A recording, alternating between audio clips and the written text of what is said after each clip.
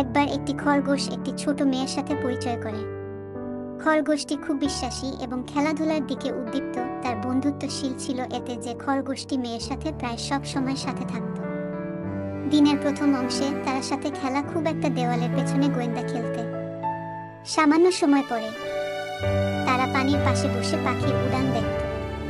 খরগোশটি সব সময় মেয়ের জন্য আদর ও সহানুভূতি প্রদর্শন করত, যা মেয়েটিকে অনেক ভালো লাগত। মেয়েটি খরগোশটির সঙ্গে খুব বন্ধুত্বপূর্ণ হয়ে গেল। একদিন মেয়েটির পাশে থাকা খরগোশটি হারিয়ে যায়। মেয়ে খুব চিন্তিত হয়, তার প্রিয় খেলনাগুলির সঙ্গে খুঁজে দেয়, কিন্তু তারা খুঁজে পাতে না।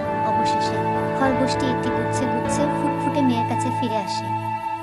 মেয়েটি খুব খুশি হয় এবং খরগোশটির কাছে ধন্যবাদ জানায়। তারা আরও অনেক সময় সাথে খেলার মধ্যে তাদের বন্ধুত্ব আরও শক্ত হয়ে ওঠে।